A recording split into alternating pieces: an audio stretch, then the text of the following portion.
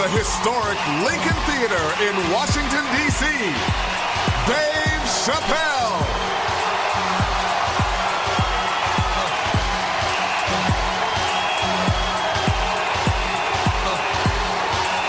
Thank you. Thank you, thank you. Oh, yeah. Oh, yeah. All right. No, really. Boy. Y'all make it good to come home, boy, I swear. I know, man. It's been a while. It's been a while. DC's different. I've been gone, man. It took me years to be able to do this show, boy. DC has changed. It's different now.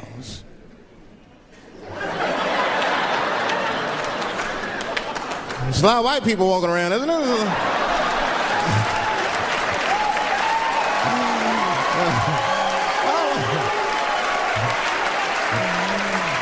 I mean, I left DC in the 80s. It was not like this in the 80s. When crack was going on. Remember when crack was going on? White people be looking at DC from Virginia with binoculars and shit. Well, that looks dangerous. Not yet. New white people. You can't scare these white people. I tried. Roll up on them. Boo! The hell is wrong with you?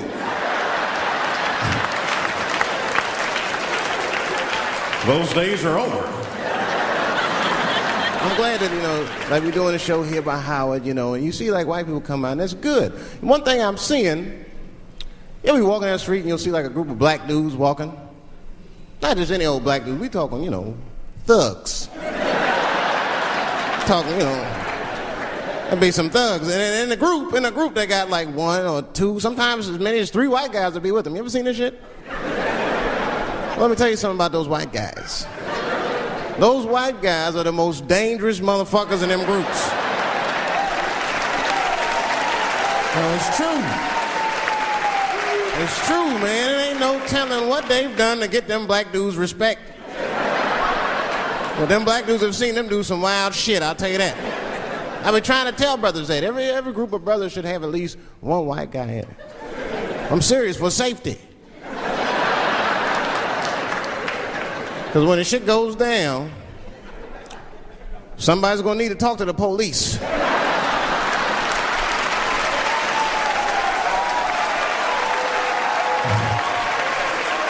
I mean, that's when that white friend comes in handy.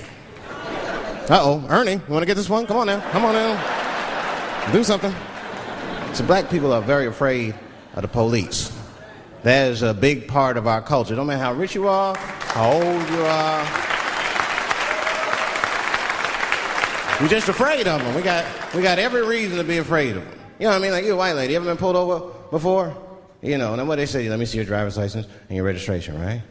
See, I'm just guessing. That's not what they say to us. Well, you wouldn't believe what they say to us. Spread your cheeks and lift your sack. Like, what the fuck? Excuse me? You heard me. Spread open your cheeks and lift your sack. I got a driver's license, too. There's easier ways to prove who I am and shit. What does that prove? I can't go to the bank like that. Cash my check. What do you mean you don't have any ID? Wait a minute.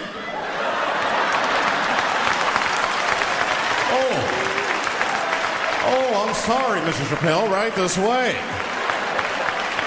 Why didn't you spread your cheeks in the beginning? Scared of them. I'm serious, man. You ever be at a red light, the police might pull up next to you? It won't be no big deal for you, but I'll fucking fall apart. Oh, no. Oh, don't look over there, nigga. But I didn't always know that was a black thing. It took me a while to figure that out. I learned that shit in New York. I was in New York City.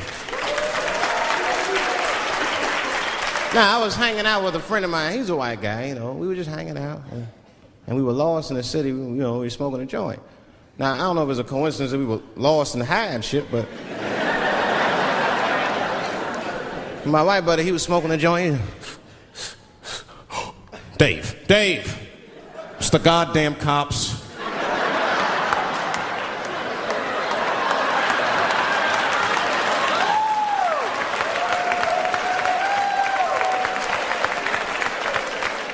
I'm gonna ask him for directions. I said, Chip, no! Chip, don't do it! It was too late. He was walking over there. This man was high as shit. Excuse me, sir. Touching him and shit. Excuse me. Need some information. Start confessing things he shouldn't confess. I'm a little high. All I want to know, which way is 3rd Street? The cop was like, hey, take it easy. You're on 3rd Street. You better be careful. Go ahead, move it. Move it. And that's all that happened. That's the end of the story. Now, I know that's not amazing to some of you, but you ask one of these black fellas, that shit is fucking incredible, isn't it? I'm saying a black man would never dream of talking to the police high. That's a waste of weed.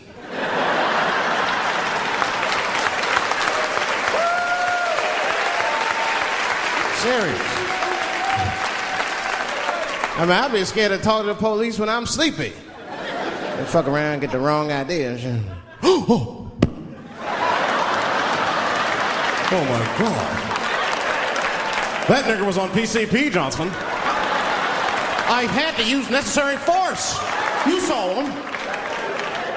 No paperwork. Just sprinkle some crack on him. Let's get out of here. That's how it is. But at the time, I didn't think there was anything racial about it. I was just like, man, Chip, you got fucking lucky. You better be careful. But then another time, me and Chip are driving. Now, I'm not driving. Chip is driving, and he's driving a little crazy. He's been drinking. Now, I don't like to let my friends drive drunk, but, you know, I was smoking a joint. I couldn't really say shit to the guy.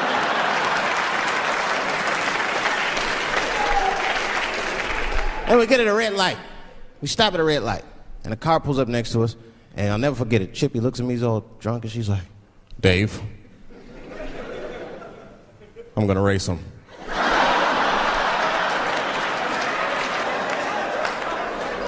I knew it was a bad idea, but I was high. I tried to explain to him it was a bad idea, but all that came out was, well, nigga, sometimes you gotta race, I don't know.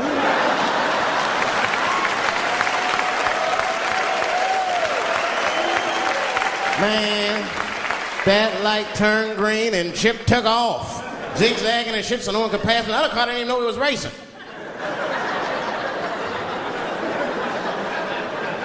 Then the police seen us and pulled us over. Now you understand, I'm scared as shit.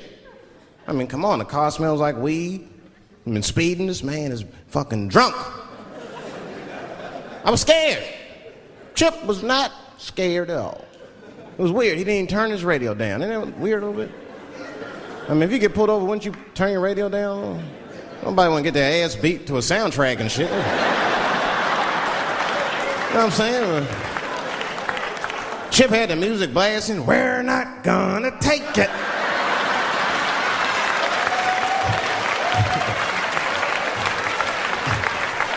He looked at me and said, Dave, just relax. Close your butt cheeks. Just relax. Let me do the talking. You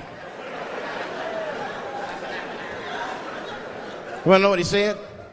This is almost exactly what he said. I couldn't believe it. He says, oh. Sorry, officer, I didn't know I couldn't do that. I was fucking shocked. The cop said, well, now you know. Just get out of here. Just get the fuck out of here. Chip said, okay, I will, sir. Thank you. What? What's wrong with you, Dave? I didn't know I couldn't do that. He said, that was good, wasn't it? Because I did know I couldn't do that.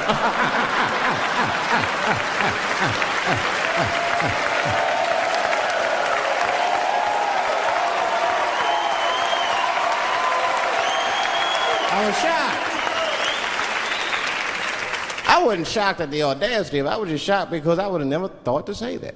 I don't think any black dude would think to say that because they know we know the law. Every black dude in this room is a qualified paralegal and shit. He knows the law. I mean, if one of us even start to do something wrong, an old black man will pop out of nowhere. Nigga, don't do that. That's 5 to 10. Watch out. Well, we know the laws and the penalties. Guy Chip didn't even know he couldn't race. I'm not saying I don't like police. I'm not saying that. I'm saying I'm just scared of them. Nothing wrong with that. Sometimes we want to call them too. Somebody broke into my house once. It's a good time to call them, but I don't. The house is too nice. It ain't a real nice house, but they never believe I lived in it. Oh, he's still here. Oh my God. Open and shut case, Johnson. I saw this once before when I was a rookie. Apparently this nigger broke in and hung up pictures of his family everywhere. Well, let's sprinkle some crack on him and get out of here.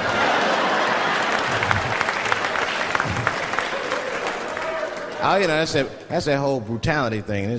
See, that's common knowledge now. There was a time when only minorities really knew about that. I'm not going to say white people didn't believe us, but you were a little skeptical. You were a little skeptical. I mean, I don't blame you. And then Newsweek printed it, he knew it was the truth. And then the Newsweek white people were like, oh my God. Honey, did you see this? Apparently the police have been beating up Negroes like hotcakes. It's in the May issue. I mean, really, how could you know, though? How could anyone else know? You know. I mean, maybe you should have seen something a little suspicious. Don't you think it was like a little suspicious? Just a little suspicious? Every dead black person the police find has crack sprinkled on them. I mean, come on, man. Come on, man. Who gets shot and sprinkles crack on themselves? Nobody would do that. Bam! Oh!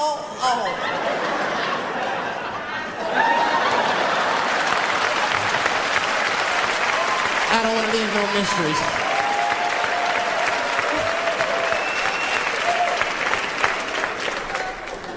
But I'm a paranoid guy, you know, that's how I am. I'd be scared to call 911 for anything, even if it's like a fire or anything. Because they tape those phone calls. I see the shows, they tape them, and then they play them on television. That's fucked up. Now, I'll say anything if I'm scared. That shit is private, you know what I mean? What if I get killed? They start playing that 911 tape on the news, I'm dead, I can't explain myself to my buddies and shit. We watching the news. We have Reg Chapman on the scene. Reg, what's going on out there? That always takes a guy on the scene a minute. Hi, Bob. Hi, yes, we just got hold of a copy of Dave Chappelle's Frantic. 911 emergency call. Remember, viewers, some of this language is disturbing.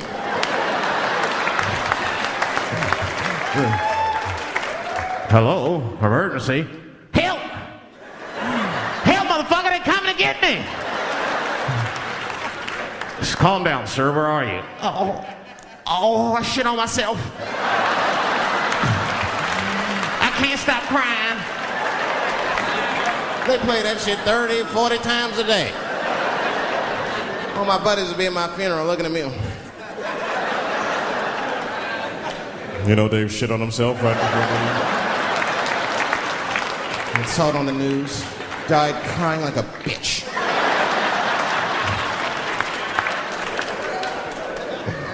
I'll be dead. I can't defend myself. That's not a nice thing to do. That's not a nice thing to do. I mean, it's a 911 tape. How do they expect you to sound? Of course you're going to be scared. It's an emergency. There's nobody calls 911 cool and relaxed. That shit would sound ridiculous. Hello, emergency. Hi. Hey, 911, how are you? Yeah. Look, there's a group of hooded white men gathering outside of my house, and it looks like they mean business. Get out here, nigger! I gotta go. You guys try and hurry.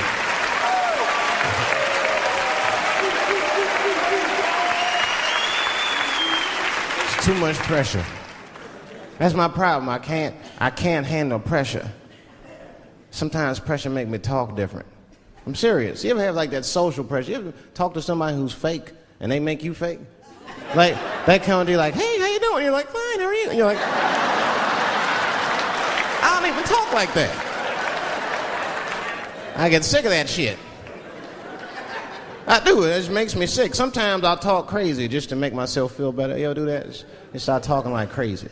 Like, you ever hear this voice? Man. That's how bad guys used to talk in the 40s. In the old days. See, I talk like that. Not all the time, but if somebody put the pressure on me, fuck it, I gotta cut loose. If the police pull me over, I'll talk crazy. Son, do you know why we pulled you over? Nah, because I'm black, see, that's right. Nah. I do it. It's not illegal to talk like that. How do they know I don't talk like that every day? Stop talking like that. Stop talking like white copper. Nah. That's how I talk, see?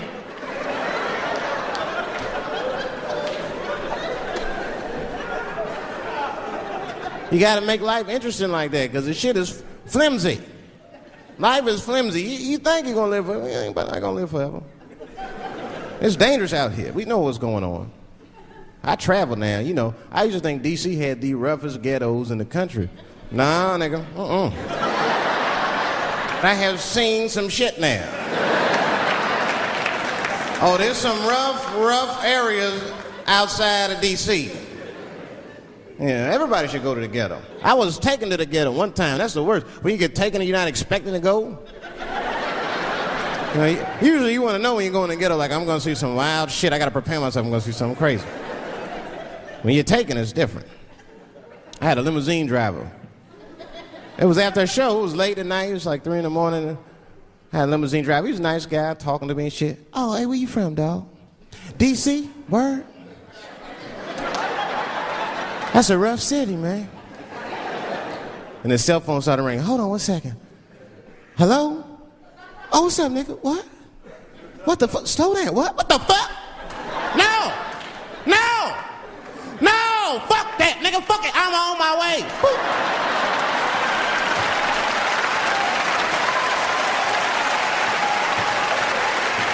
Hey.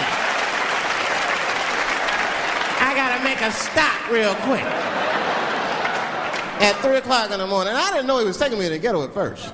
I started looking out the window. I was like, what the fuck? It's gun store, liquor store, gun store. Where the fuck are you taking me? This don't look good. He didn't say shit.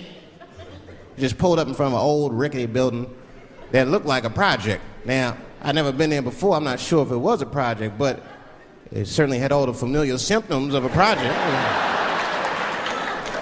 A fucking crackhead ran this way.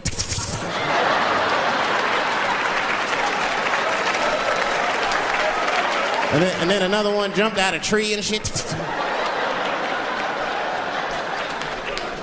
The driver said, I'll be right back.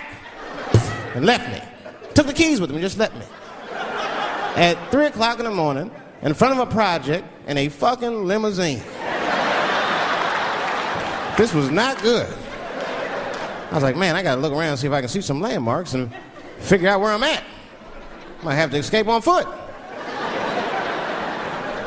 Now, this is when I knew I was in a bad neighborhood. You only see this in the worst neighborhoods. Remember, it's 3 o'clock in the morning. It's 3 o'clock in the morning. I look out the window. It was a fucking baby standing on a corner. Look at this. And the baby didn't even look scared. He was just standing there.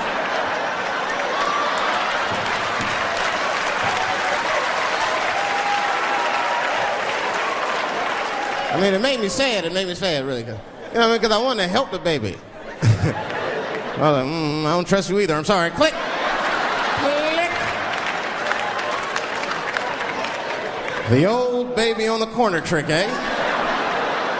You're not gonna fall for that shit. Where's this limousine driver? You know, I start feeling bad. As time goes by, I start feeling worse. Like, man, what is wrong with me? What the hell's wrong? I'm scared of a baby. And this baby could be in trouble. He might need my help. I gotta do something. But I wasn't gonna get out the car. I'm serious, man. I just cracked the window a little bit. There's an old limousine. I could roll it down.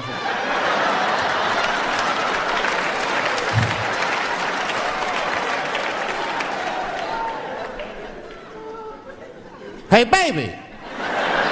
Baby, go home, man. It's 3 o'clock in the morning. What the fuck are you doing up? The baby said, I'm selling weed, nigga. I said, oh, shit.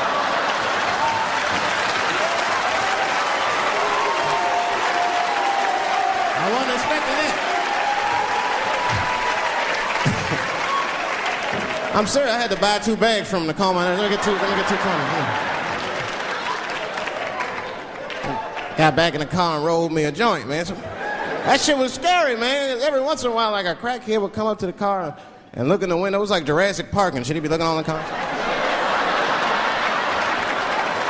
Hey, get out of here, cracky. That baby was still standing there, man.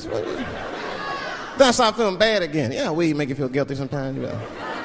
Man, what is wrong with me, man? I have just bought weed from an infant. I can't condone this kind of behavior. What am I thinking? I can't let the fear ruin my morals. Gotta do something.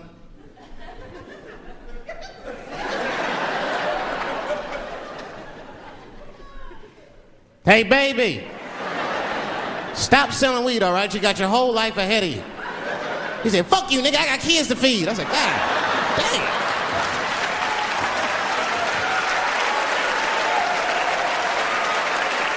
Sam. And just at that very moment, one of the crackheads was running across the street and got hit by a car. I know it was a hit and run. The police did it. That's all right. They sprinkled some crack on him. He got back up.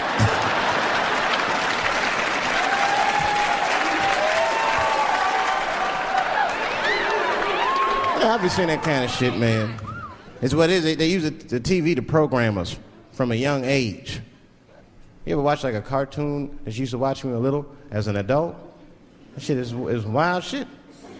It's some wild shit. I mean, like I was with my nephew. We sitting there, we watching Pepe Le Pew, and I say to my nephew, I say, now pay attention to this guy because he's funny. I used to watch him when I was little.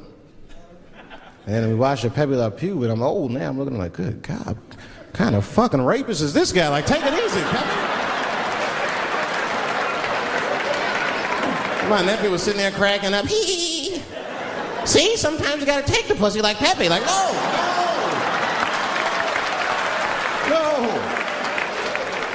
I had to turn the channel real quick. I turned on Sesame Street. I said, oh, Sesame Street. This is much better because now he'll learn how to count and spell. But now I'm watching it as an adult and I realize Sesame Street teaches kids other things. It teaches kids how to judge people and label people. That's right. They got a character on there named Oscar. They treat this guy like shit the entire show. They judge him right in his face. Oscar, you are so mean. Isn't it, kids? Yeah, Oscar. You're a grouch. It's like, bitch, I live in a fucking trash can. I'm the poorest motherfucker on Sesame Street. Nobody's helping me. Then you wonder why your kids grow up and step over homeless people. Get it together, grouch. Get a job, grouch. So don't even tell me how to get to Sesame Street. That is a terrible place. I wouldn't go there if I knew the way. Who would want to live in a neighborhood like that? Fucking 6-foot pigeons walking around. And an elephant that's a junkie. Hi, bird. Yeah, that's right, Snuffy. Hi, bird, I'm sick. I need some smack, bird. The Cookie Monster with his eyes popping out his head, screaming, cookie, cookie, cookie, like, ugh. What kind of cookies are you talking about? Chocolate chips don't do that to people. And then they had the nerve to put a pimp on there. They didn't come out and say he's a pimp, but I know a pimp when I see one. They called him the Count. Had a cape and everything. You just see him pimping, bitch, where is my money? You've been late 4 times, I've been counting. How many times must I smack you before you act right? 1, 2, 2 smacks.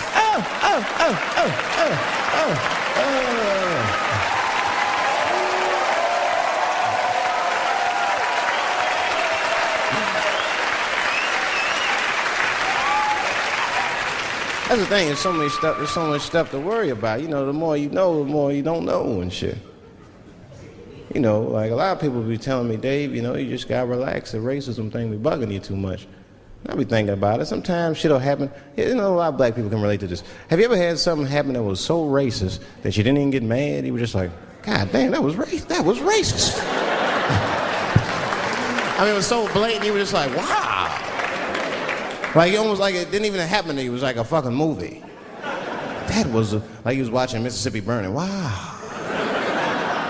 That happened to me. I was in Mississippi. I was in Mississippi doing a show, and I go to the restaurant to order some food, and I say to the guy, I say, I would like to have, and before I even finish my sentence, he says, the chicken. I said, what the fuck? I could not believe it. Could not believe that shit. This man was absolutely right. I said, how did he know that I was going to get some chicken? I asked him, I said, how you know that? How did you know I was going to get some chicken? He looked at me like I was crazy. Come on, buddy. Come on, buddy. Now, everybody knew as soon as you walked through the goddamn door, you're going to get some chicken. There's no secret down here that blacks and chickens are quite fond of one another.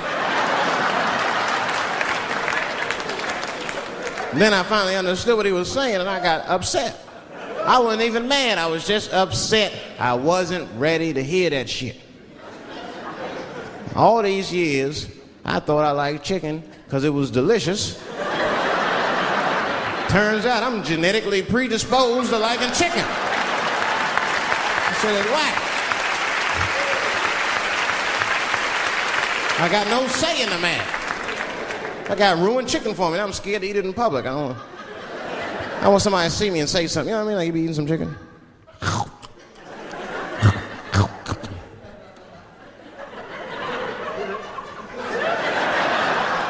Look at him. He loves it. Just like it said in the encyclopedia. Look how happy he looks.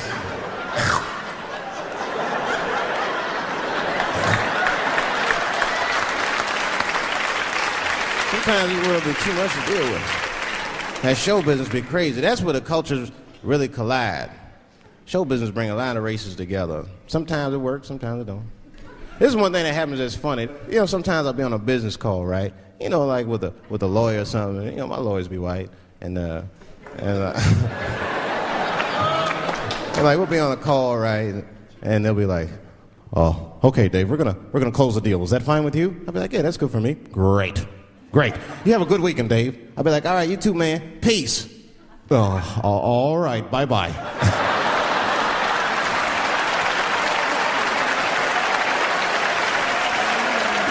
I don't know what to say, right? So sometimes I'll make up shit that's not even slang, just to see how they handle it and shit. It'll be the same business go, "All right, we're gonna close the deal. Is that fine with you, Dave?" "Yeah, sounds good to me." Great. You have a good weekend, Dave. "All right, buddy, zip it up and zip it out." Oh. All right, zippity-doo-dah, bye-bye.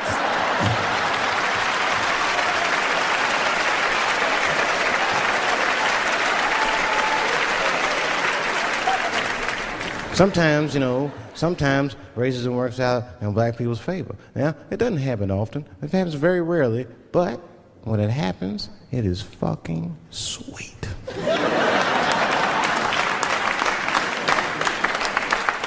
I'm serious. Just one time racism saved my life, man. I was on a plane. I was coming from overseas, and I don't know how this guy got a machine gun on the plane, but he stood up, man. He said, "Everybody, get on the fucking ground.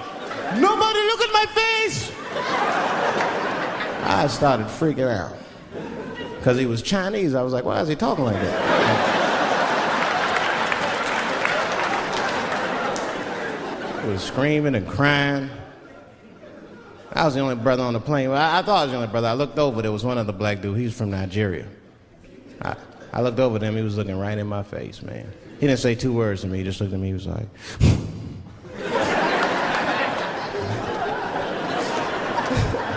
He didn't need to talk. I knew just what he was talking about. I looked right back at him. I was like...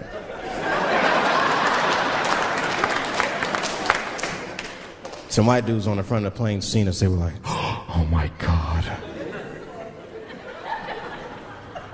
I think those black guys are going to try to save us."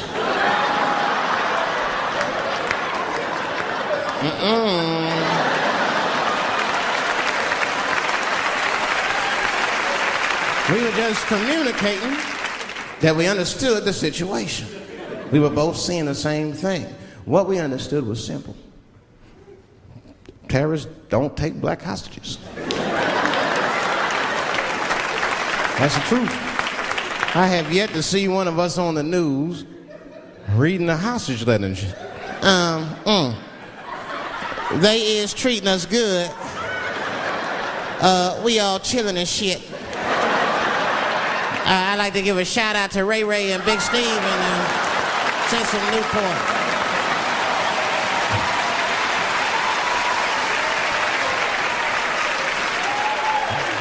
You're not gonna see it.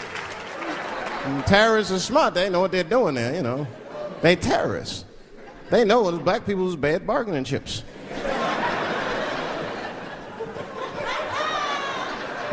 They called the White House and said, "Hello? We have got 5 black... Hello?"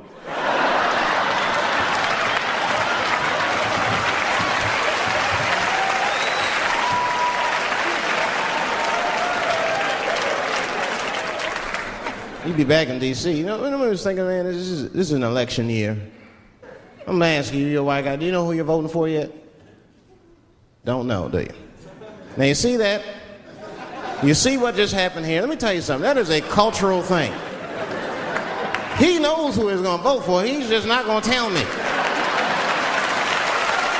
See? I've noticed that.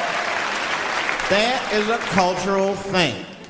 White people do not like to talk about their political affiliations. It's a secret. You ever ask a white guy who's voting for you? "Hey, Bob, who are you going to vote for?" Dave, whoa.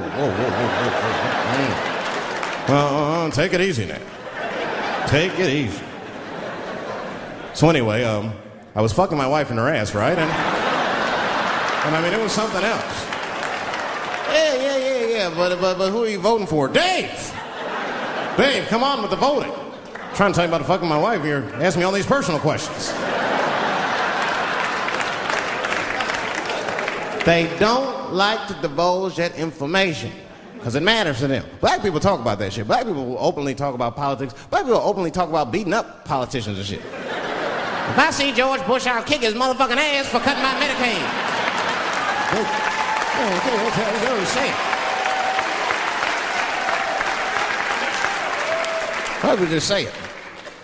But there's a reason for that. It matters more for them. It matters more. Black people see even when I vote, right? Which I don't. But even when I think about who I would vote for, right? I don't even look at their political policies. I just look at their character. You know what I'm saying now? You gotta read, no, I'm serious. You gotta read between the lines. You look at Clinton, and black people like Clinton, because we've seen him on the campaign. I saw one thing on the campaign trail. He actually just picked a black baby up and kissed him. "Come here, you little nigger baby." Mwah! Just kiss him. I said, I like that. He did not hesitate or nothing. You see George Bush Jr., he be there, ugh.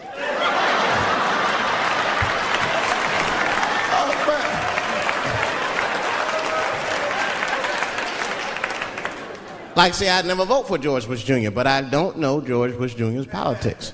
The only thing I know about George Bush Jr. is that guy sniffed cocaine. That's right. Now, listen, we cannot have that shit in the White House. That might be fine for a mayor, but goddamn it, not in the White House. Not in the White House. You know what I'm saying? The stakes are too high in the White House. Can't have no cokehead president. He be selling nuclear secrets for $20, $30 and shit. He'll be in meetings embarrassing America. Come on, sign the treaty, baby. I suck your dick. Like, what the? Mr. President. Like, Mr. President, that is not how we do business here, sir. Stop sucking the ambassador's dick. No, let him finish.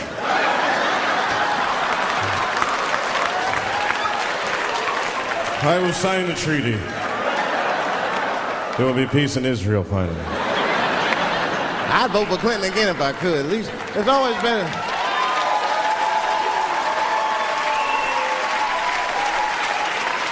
Now again, I'm not looking at his politics. Don't know what his politics are. I'm just looking at his behavior. I understand that kind of behavior. I know a lot of dudes with them shortcomings. Weed smoking fornicators. There's a lot of them. I mean, come on now. Let's be honest. Let's be honest. Bill Clinton was not the first president to do what he did. Now, let's think back for a minute. Remember a guy named Kennedy, John F. Kennedy? Remember him? He fucked Marilyn Monroe. Matter of fact, him and his brother Bobby fucked Marilyn Monroe. And history doesn't talk about that much. You know why history doesn't talk about that much? Because those 2 pages in history are stuck together. They was getting it on. They were getting it on. I seen the tapes. Remember the tapes? She'd be singing on there. See this party, stressing them out. Happy birthday, Mr. President. Bitch, my family's here.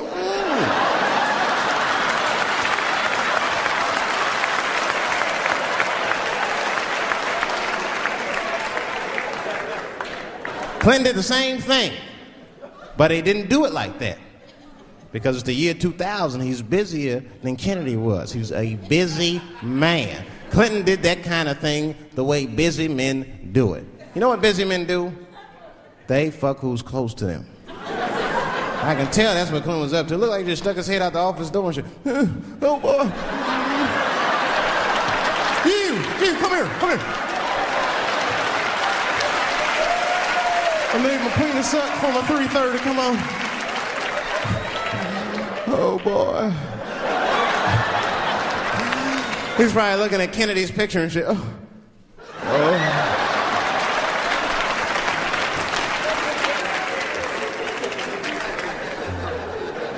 And then to top it off, he lied, which I thought that was special. I did, man. I know how he did. I've been accused of having sex with a girl I did not have sex with before, and let me tell you something. That shit is infuriating. You ever go through that? You know, it'll make you crazy. You be screaming at your best friends. I didn't touch that bitch, nigga. I'll kill you. Fuck you, nigga. I'll kill you. Please believe me. Please believe me.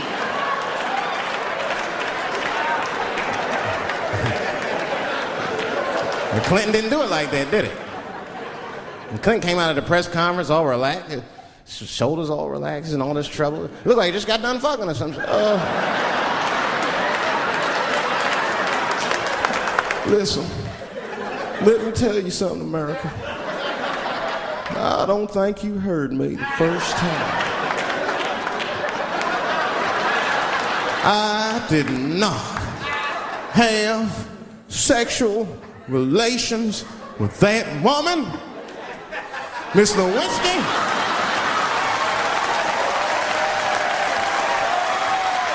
You know who did it. You know who did it.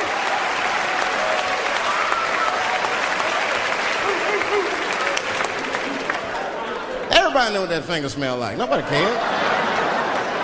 Nobody cared. We all watched. We was disgusted, but we kept watching the news. I know I did. I was taping it. See, I'd be at the crib like, baby, turn the lights off. The news is coming on. Every week on 60 Minutes was a different girl accusing Clinton. Remember Kathleen Willey came out? She was upset. The president called me into his office. He began massaging my breast slowly. I'm sorry.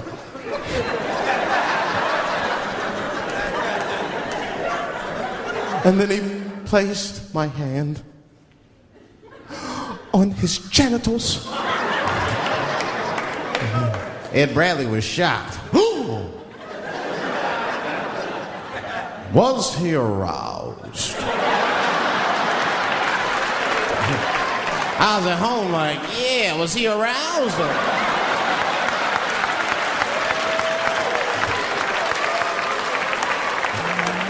And then Ed Bradley looked right in the camera. He said, don't bust that nut yet. We'll be right back.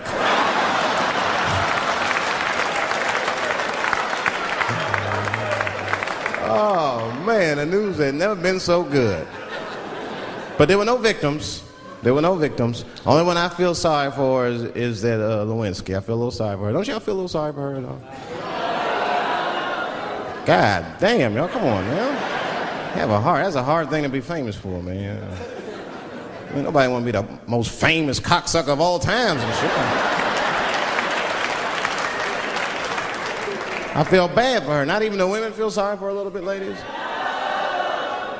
Now that's jealousy. That's what that is. I mean, come on, y'all. That's one dick that girl sucked. It's gonna haunt her for the rest of her life. Long after she spent that money up, that's still gonna haunt her. And I know there's a lot of women in here with at least one dick they regret.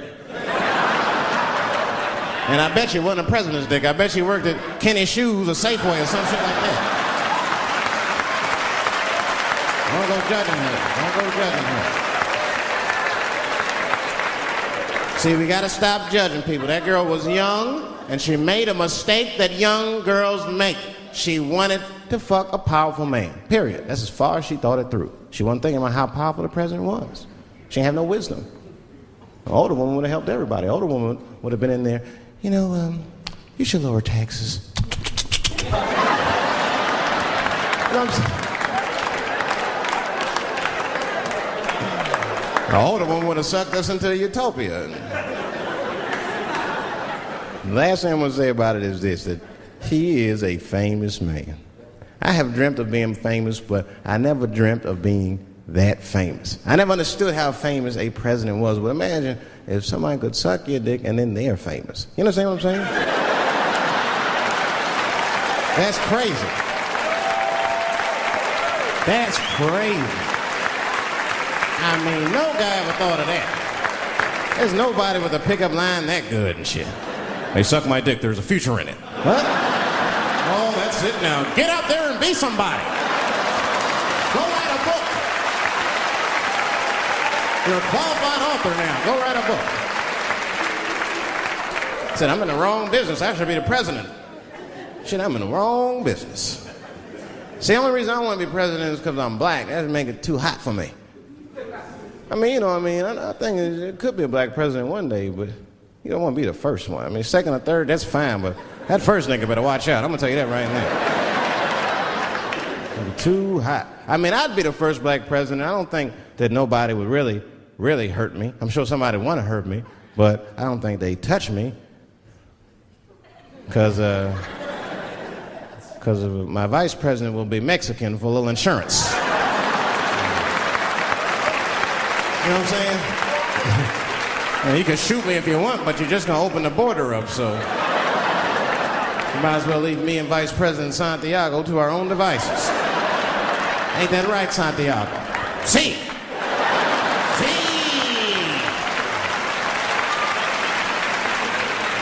Elian can stay.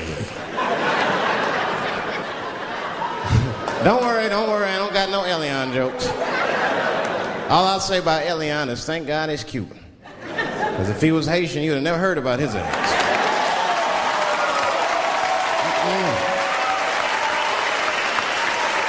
If Elian Gonzalez was Elian Mamumbo from Haiti, they'd have pushed that little rubber tube right back in the water. Sorry, fella, all full. Good luck. The only thing in our society that bothers me the most is the way that men and women don't get along no more. That's really what's bugging me about it. Men and women just don't get along. Like, I hear women say this all the time. I know a lot of you sisters be like, chivalry is dead. Don't you? Don't y'all feel that way? Like men aren't gentlemen anymore? That's right. Chivalry is dead. And women killed it.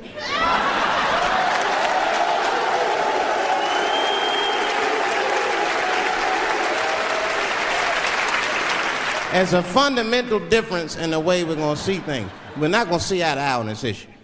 We're just not. Our tests in life are different. A woman's test in life is material. A man's test in life is a woman. Now, by test, I mean that those are the things that we desire. Men have nice cars. Not because they like nice cars, because they know women like nice cars. That's how it goes. Because men are hunters, and the car is the bait. And a woman comes and says, ooh, nice Porsche. Gotcha, bitch. That's how it is. That's true. Come on now, you go to a woman's house, her house be comfortable as shit. Women love comfortable surroundings, so men get comfortable surroundings. But let me tell you something. If a man could fuck a woman in a cardboard box, he wouldn't buy a house. But that's still not where chivalry got killed. Chivalry got killed by the feminist movement on the magazines that got women going crazy, because women got too much advice about men from other women. And they don't know what the fuck they talking about.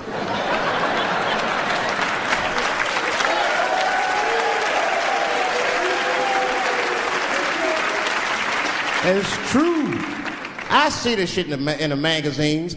I don't read them, but I be seeing the cover. I be in the grocery store, fellas, you look at one of the magazines, like, what is this? And they say on the cover, 100 Ways to Please Your Man by some lady. Get out of here, man. Come on. Ain't no 100 ways. That list is 4 things long. Just suck his dick, play with his balls, and then fix him a sandwich and don't talk so much, and they're gonna be happy.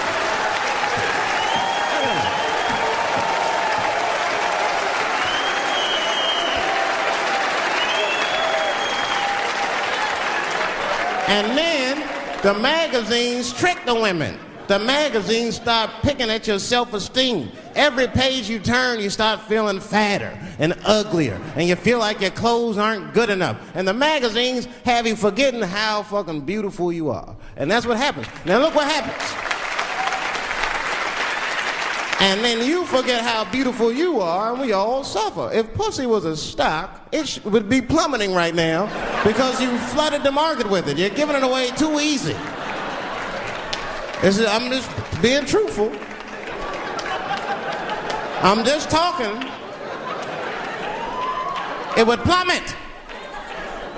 You'd be watching the news today. Pussy plummeted again on the NASDAQ.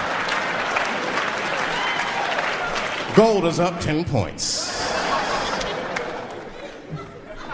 You can see it. You ever have this happen? This is how confusing it is. This is the practical application of what I'm talking about. Like a guy be out, this happens to a lot of guys, you be at a club, bar, right? You're kicking with your boys, and a girl walks by, and man, she looks good. She looks good. Not good in that classical way. I mean, you know, I'm talking good. Like, she got half her ass hanging out her skirt. Her titties are all mashed together, popping out the top of her turtleneck and shit.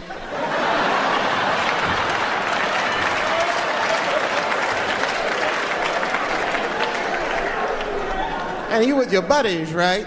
You with your buddies, you got a couple drinks in you, and you see a girl, you might try to talk to her. This might not come out right. I don't know what you say, but damn, look at them titties! Right?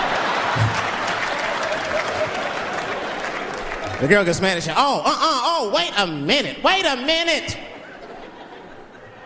Just because I'm dressed this way does not make me a whore. Which is true.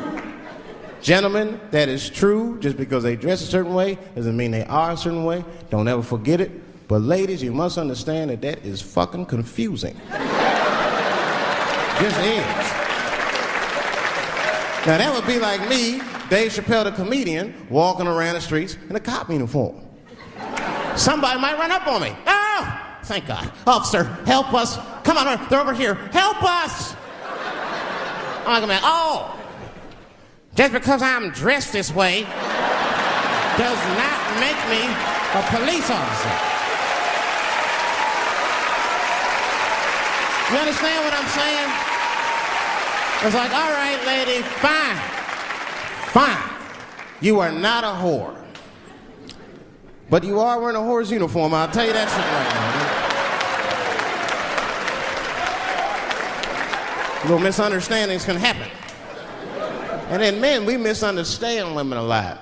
You know, we always undermine their feelings. You can't do that to them. You can't, because, see, feelings are, you see how they're clapping? Feelings are very important to women. They are all important. I'm just learning this shit. Everything's based on how they feel. You can hear when they tell stories. You ever hear a man tell a story, it'd be just facts. Who, what, when, where, why. It was me and Bob, we was at Safeway. Then that nigga Bob said this, then I punched that nigga, and then I broke out. That's the story.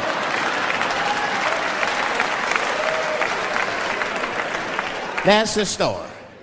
Women tell stories, all these feelings. Well, first of all, you have to understand, I was on my period, and I just talked to my mother, so I was feeling like, God damn, there's too many feelings. What the fuck happened? Get to it.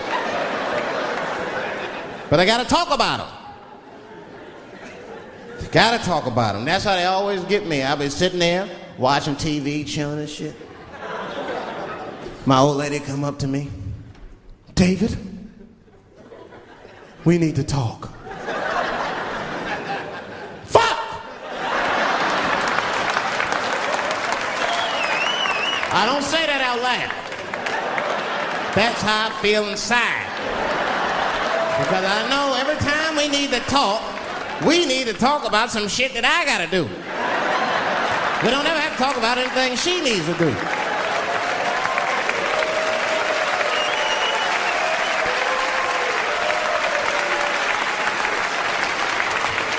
She leaves me defenseless. I have to do what I have to do. David, we need to talk. Nah. Don't do that to me, David. This is serious. Stop talking in that voice. No, see. I gotta do this, see. Nah, see.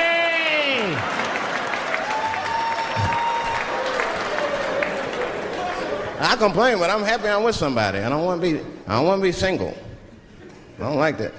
Sometimes you go to them single clubs, you see too much. I was on the road, one club, and I seen a thing they call a thong contest.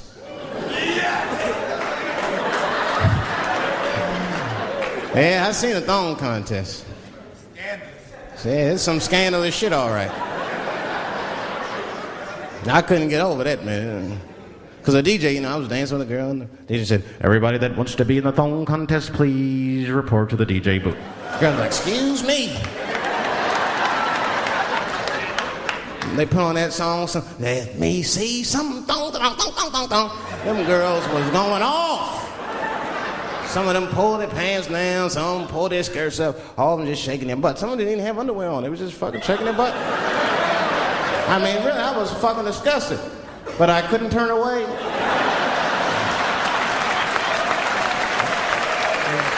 But no, please, for the squeamish, just plug your ears. All right, one of the girls, you get so into it. There's no cops around, right? But she actually, I'm sorry to tell y'all this, she spreads her butt cheeks open. She spreads her butt cheeks open in the middle of a crowded disco, right? I was disgusted because I was like 10 yards away from her. I was like, oh my God.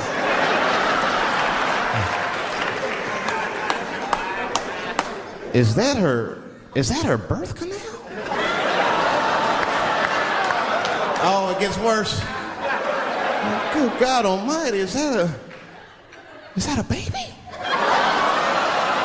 I know that's gross. It's gross, because it was a baby. It was the same baby from the project. She's like, I snuck in the club, nigga. I got that weed if you need me. Just pat her on the ass, and I'll come out. Hey guys, thank you very much.